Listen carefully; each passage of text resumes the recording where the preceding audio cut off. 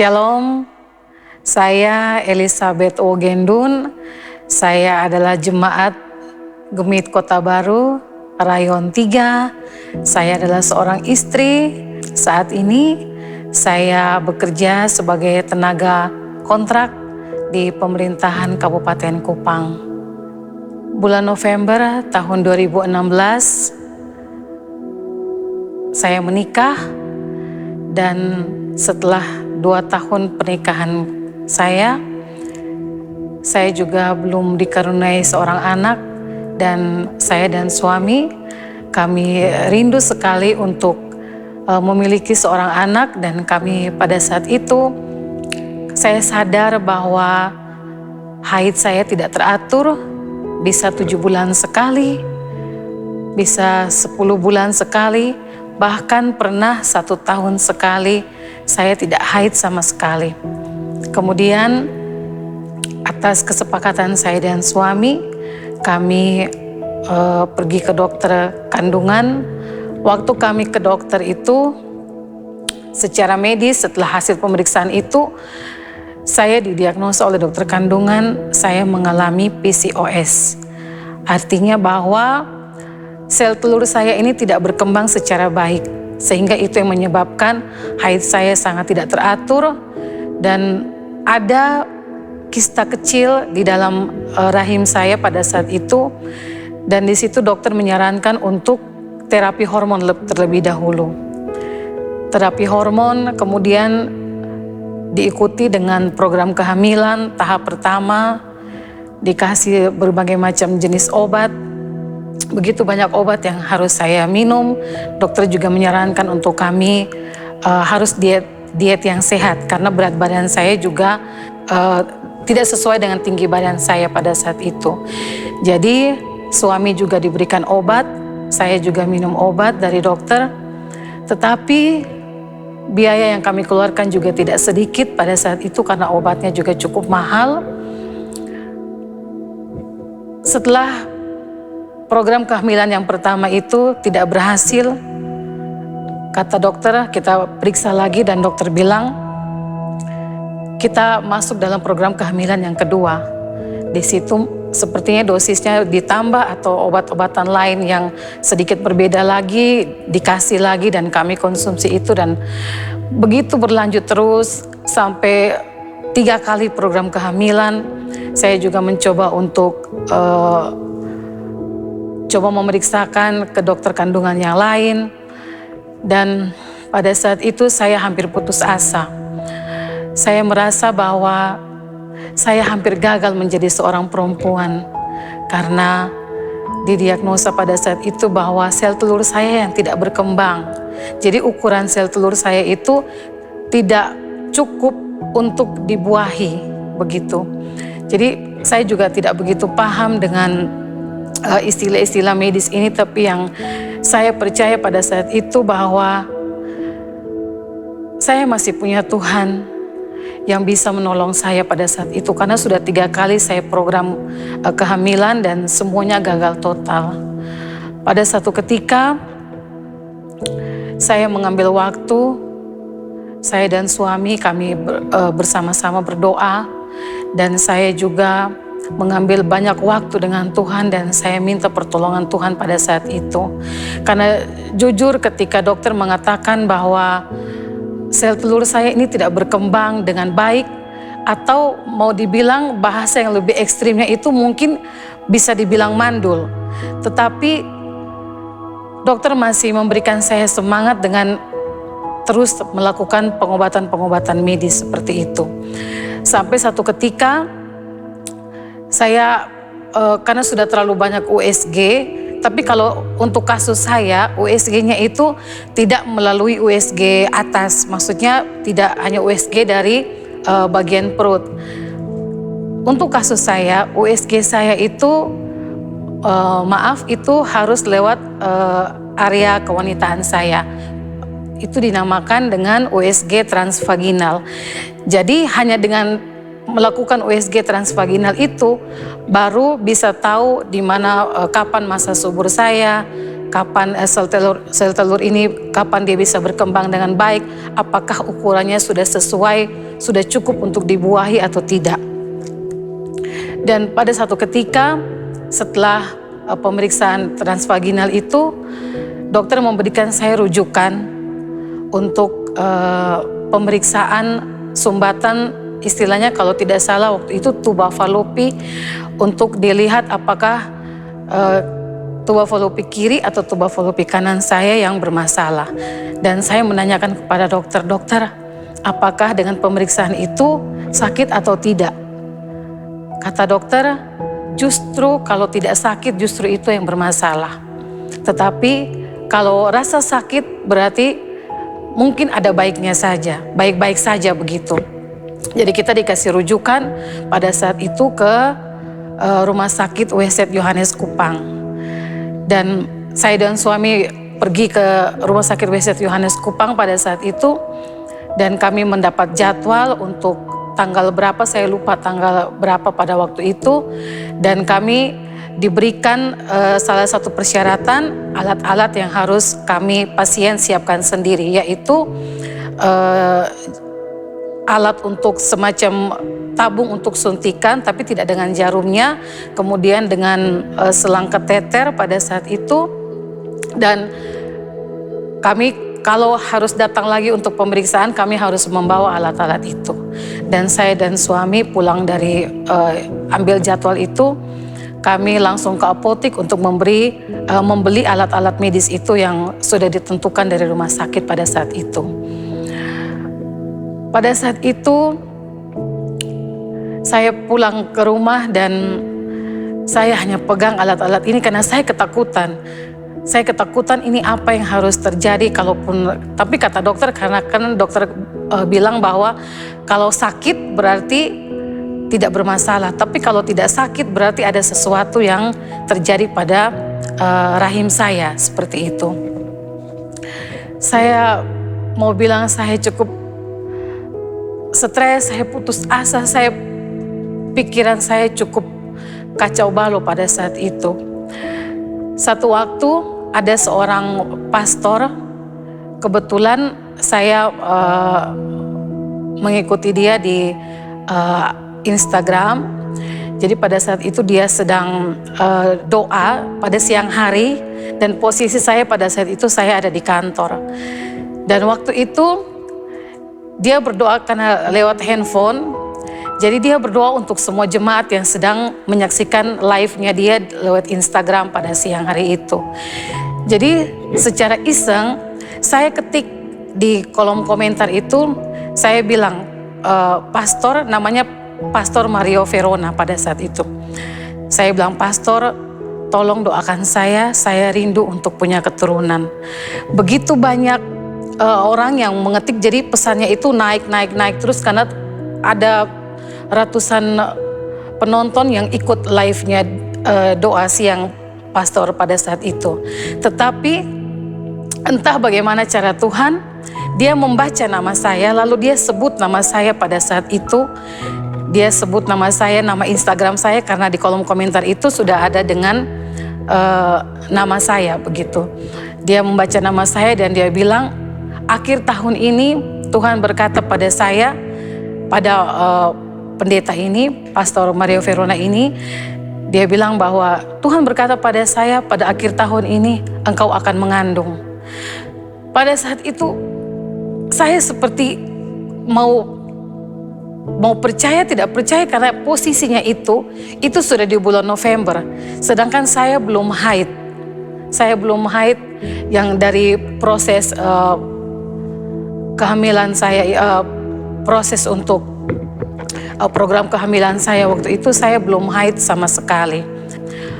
Pada awal Desember, minggu pertama di bulan Desember tahun 2018, saya merasakan demam yang luar biasa.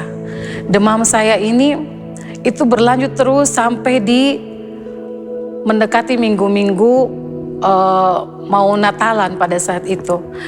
Dan saya masih merasa bahwa kenapa demam saya ini tidak sembuh-sembuh karena saya sudah minum obat untuk penurun demam, penurun panas dan lain sebagainya. Sampai satu waktu di tanggal 24 Desember 2018, siangnya itu saya masih demam dan saya masih mendua hati untuk mau ikut kebaktian malam Natal di Gereja Kota Baru pada saat itu atau tidak. Karena saya merasa demam yang luar biasa, saya lemas, saya pusing, dan saya masih pada jam 4 sore itu saya masih bilang kepada suami saya untuk membelikan lagi obat penurun panas di apotik sebelum kita berangkat ke gereja pada saat itu. Jadi suami saya pergi membeli obat dan saya masih minum obat penurun panas pada saat itu. Lalu kita bersiap dan kita menuju ke Gereja Kota Baru untuk mengikuti kebaktian malam Natal. Di pertengahan kebaktian, saya sudah tidak bisa, saya mual sekali.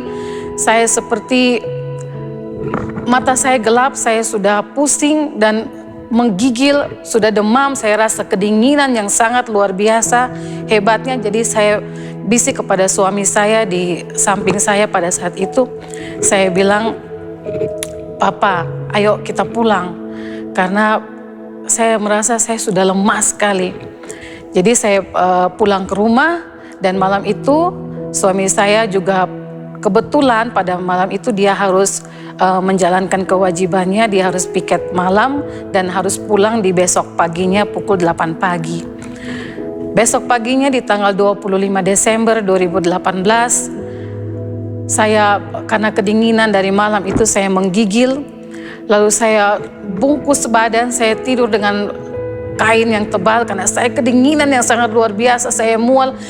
Rasa seperti ada logam di dalam mulut saya yang tidak enak sama sekali. Saya makan tidak bisa, minum juga tidak bisa. Lalu ketika suami saya pulang kerja, pulang kantor dan dia bilang, "Mama coba tes kehamilan dulu." Saya di situ saya merasa bahwa saya tidak mau tes kehamilan karena sudah begitu banyak tes kehamilan yang saya lakukan dan selalu saja hasilnya itu negatif, bukan hasil yang positif. Jadi saya sudah merasa bahwa nanti ini kalau di tes lagi negatif lagi, itu membuat saya juga down begitu, membuat saya juga tambah putus asa lagi. Saya juga harus menjaga perasaan suami, tapi karena suami mendukung saya untuk "Sonde apa-apa, tes saja, jangan sampai ini mama hamil." Dia bilang begitu pada saat itu. Tapi karena saya iya-iya saja. Di tanggal 28 Desember pagi, karena saya masih menolak untuk tidak mau tes kehamilan, membeli tes pack di apotek untuk tes kehamilan. Kemudian tanggal 28 Desember 2018 itu suami yang sendiri membelikan tes pack itu dan antar kepada saya. Lalu suami saya itu tidur. Jadi karena saya malas sebenarnya untuk mau tes kehamilan karena takut lagi nanti hasilnya itu akan negatif. Jadi saya lihat suami saya sudah tidur, saya ambil tes pack itu pelan-pelan karena kebetulan tes pack itu ada di kantong kresek di sebelahnya dia. Jadi saya ambil pelan-pelan supaya dia tidak tahu kalau saya akan melakukan tes pack pada saat itu. Pemikiran saya, kalaupun hasilnya nanti akan negatif, saya tidak akan bilang kepada suami saya dan hasil tes packnya itu sudah saya buang saja di tempat sampah begitu. Pada saat itu, waktu saya mau tes urin untuk tes pack kehamilan dengan alat tes pack pada saat itu, saya bengong di kamar mandi. Karena saya sudah tidak berpikir karena saking setiap kali tes pack itu harus negatif terus. Jadi saya habis tes pack saya taruh di situ dan saya kasih tinggal begitu. Lalu tiba-tiba di kamar mandi itu saya merasa ada orang yang seperti menepuk pundak saya pada saat itu untuk saya melihat hasil tes pack itu. Lalu pada saat itu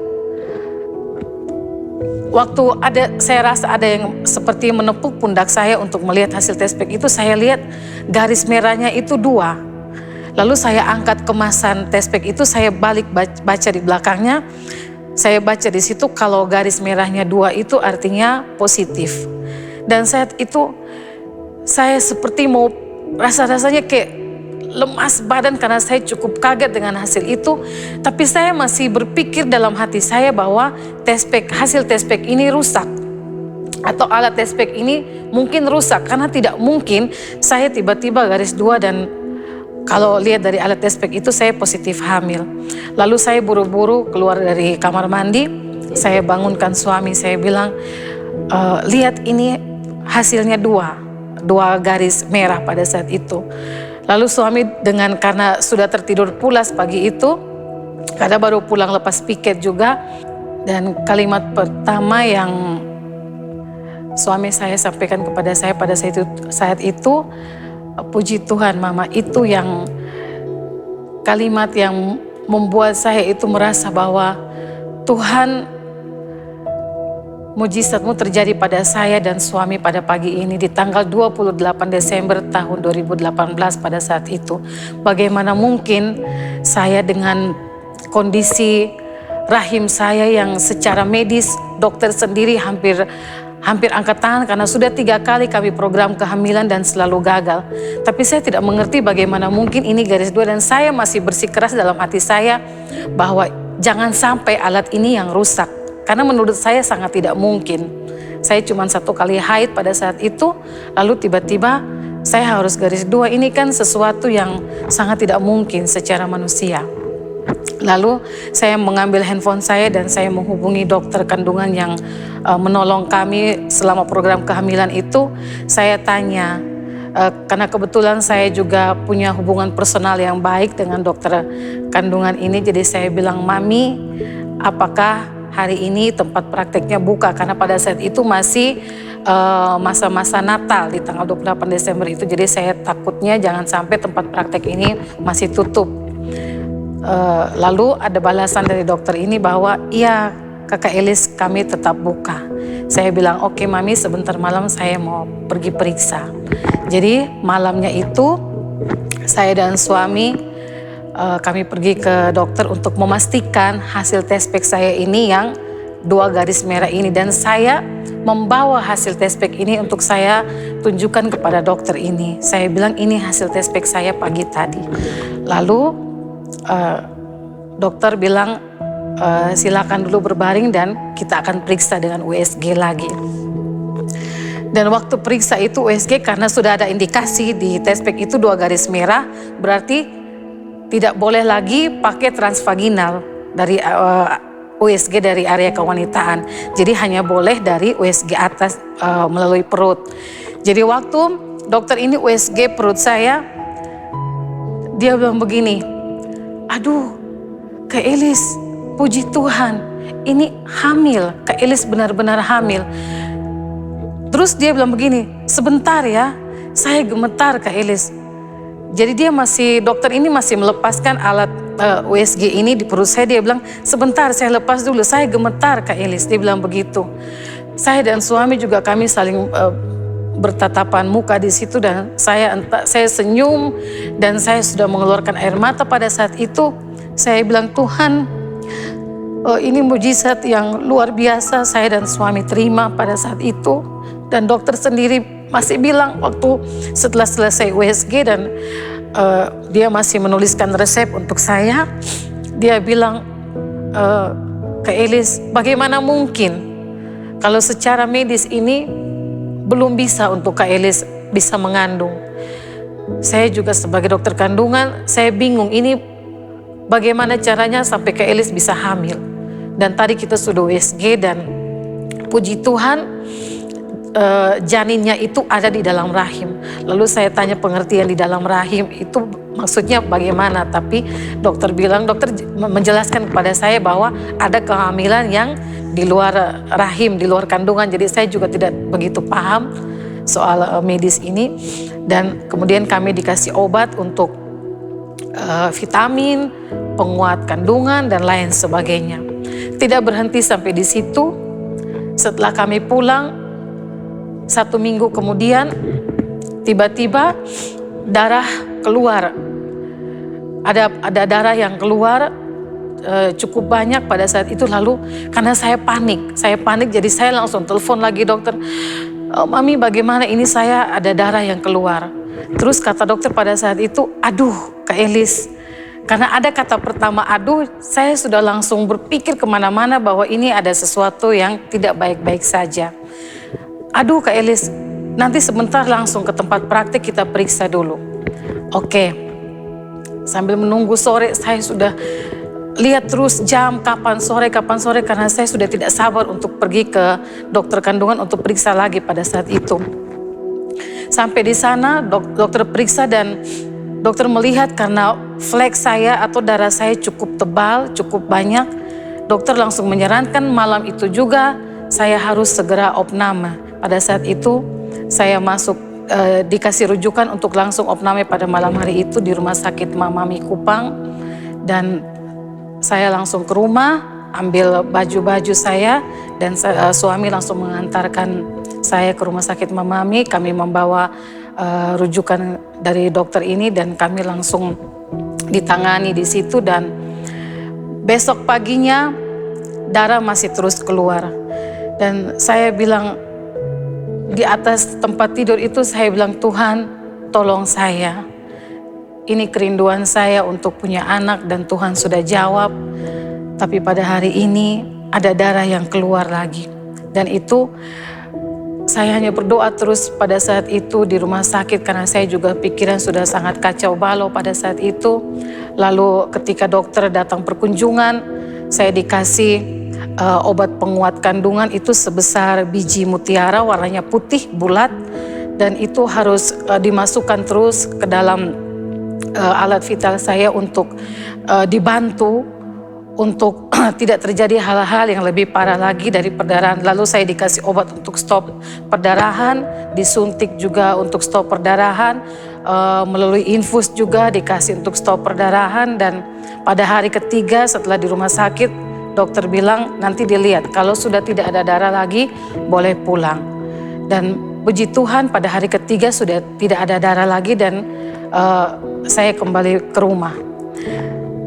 Pada saat kembali ke rumah, belum lama lagi, tidak sampai 1 bulan, 2 minggu kalau tidak salah 2 minggu lebih, saya keluar darah lagi, bahkan darah yang kali ini lebih banyak. Dan saya sudah, aduh ini bagaimana, dan permisi, maaf, darah saya itu sudah sedikit mengalir di bagian paha dalam saya. Dan pada saat itu saya bilang dalam pikiran saya bahwa ini saya sudah keguguran. Dan saya kembali ke rumah sakit, saya tidak lagi ke dokter kandungan, saya langsung ke UGD Rumah Sakit Mamami pada saat itu. Lalu mereka tanya dengan dokter siapa, saya sebut nama dokternya.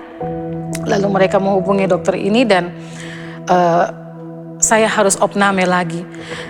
Pada saat itu kembali lagi saya di rumah sakit itu hampir 1 minggu. Untuk perdarahan yang kedua itu darah terus menerus dan saya tidak boleh duduk di atas tempat tidur dan hanya boleh kalau buang air kecil boleh dilap pakai tisu basah untuk lihat apakah masih ada bercak-bercak darah di tisu basah atau tidak. Dan itu hampir 1 minggu saya di rumah sakit. Hari kelima, karena darah sudah tidak ada lagi di tisu basah, saya diperbolehkan pulang ke rumah. Pada kehamilan saya yang kedua bulan, ketiga bulan, darah terus keluar dan itu darahnya lebih banyak lagi dan lebih banyak lagi. Sampai satu waktu, saya masuk lagi ke rumah sakit dan dokter bilang opname lagi. Karena darah saya sudah semakin keluar dan pada saat itu, puji Tuhan, lewat pertolongan tangan Tuhan juga saya dipertemukan dengan dokter yang begitu sabar, dengan penuh kasih juga mau menolong saya, merawat saya juga. Dia sempat meninggalkan tempat prakteknya karena posisi saya pada saat itu, saya sudah langsung ke UGD Kebidanan di Rumah Sakit Mamami pada saat itu. Lalu sama perawatnya, sama kakak-kakak bidan itu telepon dokter dan bilang bahwa darahnya ini keluar banyak. Jadi dokter juga panik di tempat prakteknya, dia langsung buru-buru ke tempat saya di UGD Kebidanan Rumah Sakit Mamami. Dia datang dan suruh matikan lampu dulu di ruangan UGD Kebidanan pada saat itu, lalu dilakukanlah USG. Dan pada saat itu sambil menunggu kedatangan dokter, saya sudah menangis di atas tempat tidur UGD pada saat itu saya bilang, Tuhan kalau memang ini belum waktunya saya untuk Tuhan izinkan untuk saya punya anak, saya sudah siap.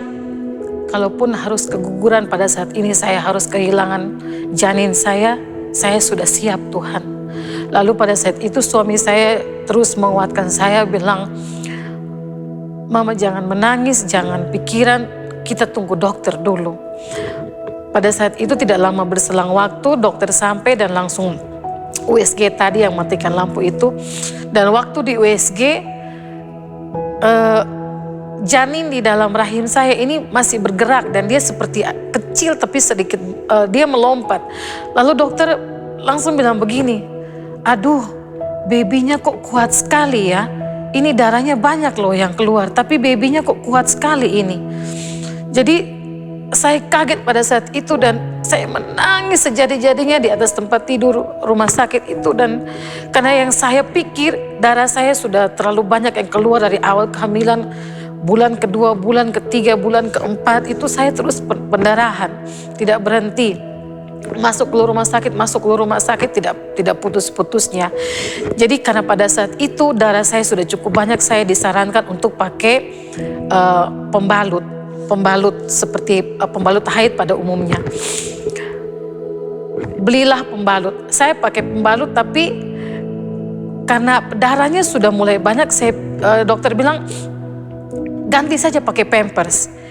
Harus beli lagi pampers yang untuk orang dewasa karena ternyata dokter bilang saya tidak boleh duduk, tidak boleh jongkok, tidak boleh berdiri.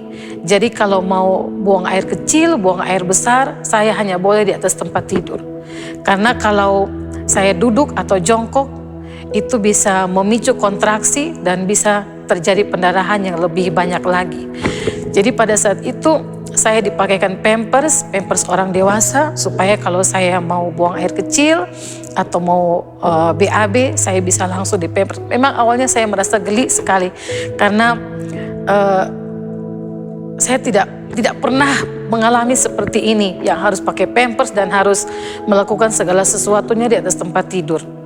Tetapi darah itu terus keluar dan setelah dari UGD kebidanan itu kami dipindahkan ke kamar untuk rawat inap dan di situ saya hanya bergantung dengan suami dan suami itu tidak boleh jauh dari saya karena kalau saya mau buang air kecil atau mau BAB begitu, saya hanya boleh dipakaikan pispot. Kalau tidak sudah penuh di pampers, jadi dokter sarankan kalaupun pakai pampers terlalu lama, itu bisa mengakibatkan infeksi saluran kencing lagi.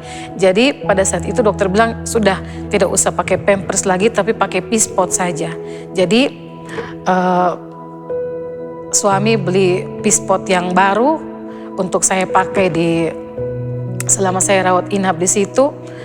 Dan saya bergantung sekali dengan suami. Kalau suami tidak ada, saya tidak bisa melakukan buang air kecil atau BAB atau semacam itu. Karena saya harus dibantu untuk angkat punggung saya untuk saya bisa posisi yang pas dengan pispot saya untuk bisa melakukan kegiatan buang air kecil atau BAB dan lain sebagainya. Dan saya hanya bergantung dengan suami. Jadi kalau suami pulang ke rumah, saya mau buang air kecil itu saya harus menunggu.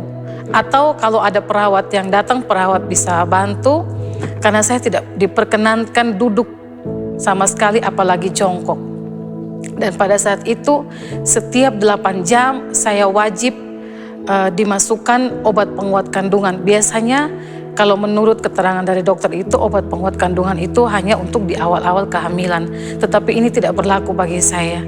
Kehamilan saya di usia yang ke-4 bulan, 5 bulan bahkan saya masih diperkenankan untuk pakai penguat kandungan dan setiap 8 jam obat penguat kandungan itu harus dimasukkan di dalam alat vital saya. Bisa satu biji seperti biji mutiara putih itu atau bisa 2 sekaligus supaya mencegah bisa menjaga kekuatan janin saya begitu. Dan itu sudah berlangsung sampai 4 bulan, 5 bulan kehamilan saya. Sampai di usia kandungan saya yang ke-5 bulan, saya sudah tidak perdarahan lagi sama sekali. Masuk di usia yang ke-7 bulan, tiba-tiba saya merasa bahwa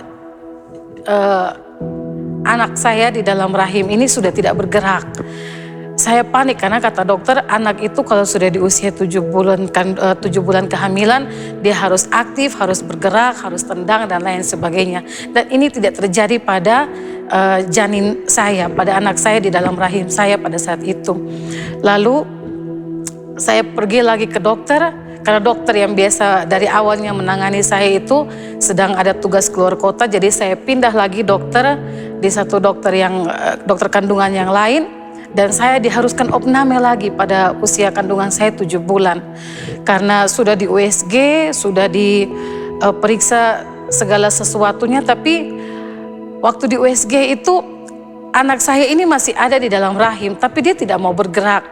Lalu dengan cara-cara dokter, mungkin dokter-dokter ini yang lebih pengalaman bagaimana supaya anak ini bisa bergerak di dalam rahim, sudah dibuat segala macam cara, tapi anak saya ini tidak mau bergerak. Lalu kata dokter, kembali lagi ke ruangan rawat inap, dan besok paginya saya harus disuntik untuk perangsang paru-paru anak. Dari sebelah bokong sebelah kiri, besoknya lagi di bokong sebelah kanan, untuk menjaga-jaga kalaupun anak ini sudah harus dikeluarkan di usia kandungan 7 bulan. Tapi pada saat itu dokter bilang ini agak beresiko, karena ternyata janin saya ini di usia kandungan saya yang 7 bulan, berat janin ini baru 1 kilo, belum sampai 1,5 kilo juga, dan ini masih terlalu kecil. Jadi dokter minta pendapat kami orang tua, saya dan suami, bagaimana keputusannya. Kalau terjadi apa-apa, anak ini harus kita keluarkan di usia 7 bulan dengan berat yang 1 kilo ini. Lalu saya sudah menangis di situ. Saya bilang, Tuhan tolong saya, ini bagaimana. Besoknya, karena di rumah sakit itu saya terus dipasang oksigen dari selang dari hidung untuk membantu memberikan oksigen kepada janin, dan saya hanya diperbolehkan untuk tidur dengan posisi miring ke kiri pada saat itu. Tidak boleh ke kanan, tidak boleh terlentang, hanya posisi miring ke kiri untuk membantu memberikan asupan oksigen kepada janin.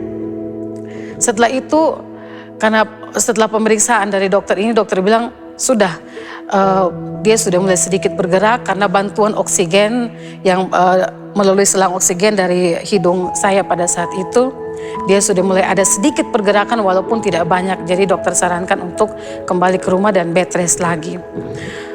Masuk di usia kehamilan saya di usia 35 minggu, artinya baru 8 bulan pada saat itu. Tiba-tiba saya merasa kesakitan yang luar biasa. Saya sudah berteriak di rumah. Itu tanggal 28 Juli tahun 2019. Tanggal 28 Juli 2019, saya sudah kesakitan, saya sudah teriak di rumah, dan saya bilang, kebetulan pada saat itu ada orang tua saya, mama dan papa saya berteriak, Mama tolong cepat, ini beta sakit, tolong antar cepat ke rumah sakit. Jadi karena semua sudah panik pada saat itu, bawalah saya ke rumah sakit Mamami, dan kembali menelpon perawat di situ, kembali menelpon dokter yang dari awal menangani saya. Lalu dokter datang, dan waktu Doppler jantung bayi di rahim saya ini, anak saya ini denyut jantungnya sudah tidak terdeteksi sama sekali. Sekian menit dipasang, digosok gel untuk di Doppler menangkap sinyal denyut jantung dari bayi ini di rahim saya ini, hilang. Jantungnya itu melemah, semakin melemah, dan dokter bilang jangan stres, jangan menangis, karena kalau menangis nanti membuat bayi juga di dalam kandungan ini juga ikutan stres. Saya pikir bagaimana saya tidak menangis, dan saya sudah stres, sudah pikir, dan sambil menangis saya berpikir denyut jantung bayi yang tidak terdeteksi lagi dari alat Doppler jantung itu. Lalu saya juga sambil kesakitan, seperti ada kontraksi begitu, tapi tidak ada bukaan sama sekali. Lalu pada malam hari itu dokter langsung buat rujukan untuk saya harus segera dilarikan, dirujuk ke Rumah Sakit WZ Yohanes malam hari itu juga, karena takutnya ada hal-hal yang tidak diinginkan, sedangkan peralatan di Rumah Sakit Mamami pada saat itu belum begitu lengkap. Jadi karena alat-alat yang lengkap itu ada di Rumah Sakit WZ Yohanes Kupang, jadi saya dirujuk ke sana. Malam hari itu saya antar masuk ke dalam mobil ambulans, dan di dalam mobil ambulans itu saya kembali disuruh hanya boleh tidur miring ke kiri dengan selang oksigen yang masih terpasang di hidung saya itu. Dan sepanjang perjalanan dari Rumah Sakit Mamami ke Rumah Sakit WZ Yohanes Kupang pada malam hari itu, sepanjang perjalanan itu kakak-kakak perawat yang ikut mengantarkan saya itu bilang, "Mama kemana? Adek ada gerakan kok. Mama jangan menangis supaya dapat adek di dalam perut bisa dapat oksigen." Tapi karena saya terlalu panik, saya takut sudah bercampur aduk, saya takut terjadi apa-apa dengan anak saya ini. Sedangkan saya sangat merindukan kehadiran buah hati, dan dengan segala macam daya dan upaya kami sebagai orang tua saya dan suami, dengan keterbatasan kami pada saat itu, saya bilang sama Tuhan dalam perjalanan, apalagi pada saat itu di ambulans itu kan bunyi sirene itu yang membuat saya semakin tidak karuan sepanjang perjalanan. Mobilnya itu lari melaju sangat kencang dari Rumah Sakit Mamami sampai ke WZ Yohanes itu sangat kencang, dan tiba-tiba saya sudah sampai tiba di UGD Rumah Sakit WZ Yohanes Kupang. Dan pada saat itu kami turun, saya diantar ke UGD Kebidanan juga di Rumah Sakit WZ Yohanes Kupang pada malam itu. Lalu saya sudah kesakitan karena seperti ada sebuah bongkahan besar itu naik sampai saya sudah sesak napas, saya sudah tidak bisa berkata-kata, tidak bisa, semakin menangis semakin sakit, semakin sesak yang luar biasa. Terus kemudian sama bidan-bidan di situ saya dilakukan cek pembukaan katanya. Jadi dicek pembukaan di dalam area kewanitaan saya, dan saya sudah kontraksi, tapi kata bidan pada saat itu bahwa saya tidak ada bukaan sama sekali. Jadi harus menunggu dokter, dan malam itu saya masih rawat inap masih ada di UGD karena harus menunggu dokter besok paginya. Lalu keesokan harinya dokter sudah datang dan dokter mau periksa saya, tapi karena pada saat itu alat USG-nya itu rusak, jadi harus menunggu besok paginya lagi untuk sambil menunggu perbaikan alat USG itu. Jadi pagi itu saya diantarkan ke ruang rawat inap sambil menunggu besok paginya lagi kita harus melakukan USG lagi. Hari yang ketiga besoknya itu alat USG-nya itu sudah baik, jadi saya sudah diantarkan ke lantai bawah, lantai 1 untuk dilakukan USG lagi oleh dokter pada saat itu. Dan waktu di USG betapa kagetnya dokter karena ternyata di monitor itu ari-ari saya itu sudah rusak, sudah lengket, air ketuban saya sudah kering, sudah habis sama sekali. Dan karena ari-ari saya ini rusak, plasenta saya ini sudah rusak, sehingga dari usia kandungan saya 7 bulan itu, apapun yang saya makan, apapun yang saya minum itu, vitamin, obat-obatan, makanan, apapun semua itu bayi saya dalam rahim saya ini sudah tidak bisa menerima apa-apa karena plasentanya itu rusak, ari-arinya itu rusak dan sudah lengket. Dan itu sangat membahayakan saya dan juga membahayakan bayi dalam kandungan saya pada saat itu. Jadi kata dokter pada saat itu, "Ibu siap ya, siang hari ini kita harus operasi karena bayinya sudah tidak mendapat asupan apa-apa, makanya berat badannya itu tidak bisa naik. 1 bulan yang lalu dia tetap pada 1 kilo itu karena ari-ari saya yang sudah rusak tadi, sehingga dia tidak bisa menerima makanan apapun dari saya." Betapa hancurnya hati saya sebagai seorang calon ibu pada saat itu. Saya merasa bersalah sekali dengan anak saya. Bagaimana mungkin dia bertahan hidup di dalam rahim saya dengan dia tidak menerima asupan cairan apapun, makanan apapun yang saya makan, obat-obatan, vitamin dan lain sebagainya. Dan itu sudah terjadi 1 bulan lebih dari usia kandungan saya 7 bulan. Yang pada saat itu dia tidak bergerak karena ternyata janin saya sudah tergolong janin yang stres di dalam rahim karena sudah tidak makan. Air ketuban saya juga sudah kering pada saat itu. Dan saya bilang, iya dokter, apakah anak saya bisa diselamatkan? Kata dokter pada saat itu, ibu berdoa ya supaya sebentar jalannya operasi ini berjalan dengan lancar. Pada saat menunggu jam operasi, harusnya itu saya operasi di jam 2 siang. Karena kondisi status saya pada saat itu adalah gawat janin, jadi saya tidak bisa melahirkan secara normal karena saya juga tidak ada bukaan, dan dokter memutuskan untuk operasi sesar saja pada saat itu karena mengingat usia saya juga sudah di atas 35 tahun, saya mengandung itu di usia 37 tahun pada saat itu. Jadi kata dokter itu usia yang cukup beresiko untuk melahirkan secara normal. Kemudian pada malamnya itu sekitar 6:30 lebih, hampir jam 7, saya sudah masuk ke ruang operasi dan tidak begitu lama anak saya ini sudah keluar, sudah dilahirkan. Tetapi anak saya ini tidak menangis sama sekali karena posisinya itu, statusnya anak saya pada saat itu gawat janin. Jadi dia tidak menangis sama sekali karena kalau menurut dokter itu bayi yang sehat itu bayi yang normal ketika lahir itu dia harus menangis dengan kencang. Tetapi tidak terjadi pada anak saya, dan waktu dokter kasih tarik keluar anak saya dari perut saya pada saat itu, dokter cuman angkat dan kasih tunjuk dari atas tirai hijau di meja operasi itu, Bu, ini anaknya ya. Puji Tuhan semuanya normal.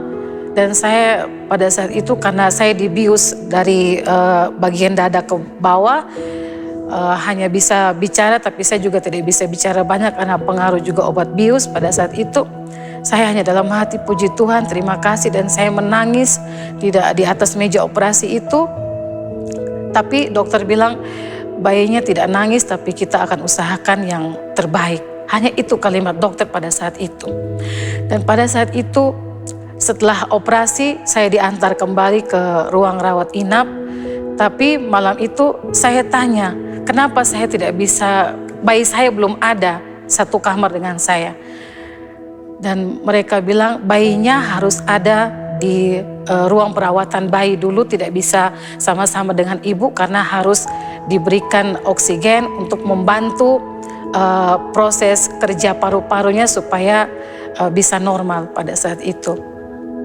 Dan puji Tuhan, besok pagi ketika dokter anak juga mengunjungi saya, dan dokter berkata bahwa luar biasa pekerjaan Tuhan karena anak saya tergolong lahir prematur di bulan genap di usia 35 minggu, tetapi karena pekerjaan Tuhan, pekerjaan Roh Kudus, anak saya tidak masuk inkubator sama sekali, tidak masuk NICU sama sekali, dan itu satu pengalaman iman yang sangat luar biasa. Dan dokter juga cukup takjub pada saat itu karena biasanya bayi kalau lahir prematur itu katanya harus masuk inkubator dan lain sebagainya, tetapi tidak pada anak saya hanya dibantu diberikan oksigen untuk membantu kerja paru-parunya, dan dia lahir dengan berat badan yang di bawah normal. Kalau normal itu kata dokter harus 2,5 kilogram normalnya bayi kalau lahir. Tapi pada anak saya dia lahir dengan berat badan 2,4 kilo dan itu tergolong bayi prematur. Jadi besok sorenya bayi saya diantar kepada saya, dan di situ saya menangis secara luar biasa. Dan ketika saya melihat dia, saya gendong dia dan saya bilang, Tuhan terima kasih, ini pergumulan saya dan suami. Dan pada saat itu saya lihat dia begitu putih bersih Dia begitu tersenyum, saya melihat dia seperti saya melihat ada kebesaran Tuhan di dalam kehidupan rumah tangga kami. Dan saya teringat awal-awal itu kan dokter bilang saya sudah hamil 5 minggu. Lalu setelah pulang dari dokter periksakan kehamilan saya yang pertama kali itu, saya dan suami kami datang ke satu tempat hamba Tuhan yang selama ini juga menopang kami di dalam pergumulan-pergumulan kami. Dan pada saat itu di kehamilan saya yang ke-5 minggu, Tuhan bicara lewat hamba Tuhan ini bahwa saya akan mengandung anak laki-laki. Dan benar pernyataan Tuhan itu terjadi waktu USG di kehamilan saya yang 7 bulan itu. Dan dokter menyatakan bahwa saya hamil anak laki-laki.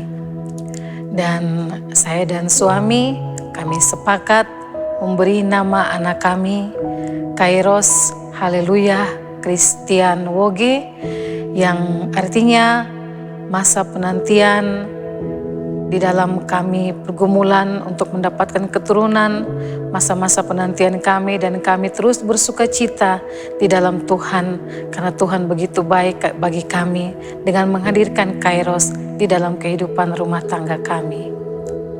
Bagi pasangan-pasangan yang juga saat ini sedang dalam pergumulan untuk merindukan punya keturunan, atau dalam pergumulan dalam pekerjaan, jodoh, atau pergumulan apapun yang Tuhan izinkan untuk kita alami, yakin dan percaya bahwa Tuhan itu ada. Tuhan senantiasa menolong dan mendengar apa yang kita pinta, asalkan kita tetap setia dan kita taat akan proses-proses yang Tuhan izinkan untuk kita alami sebagai satu pengalaman iman. Dan kita harus berpengharapan penuh kepada Tuhan, karena segala sesuatunya adalah waktu Tuhan, waktu yang terbaik.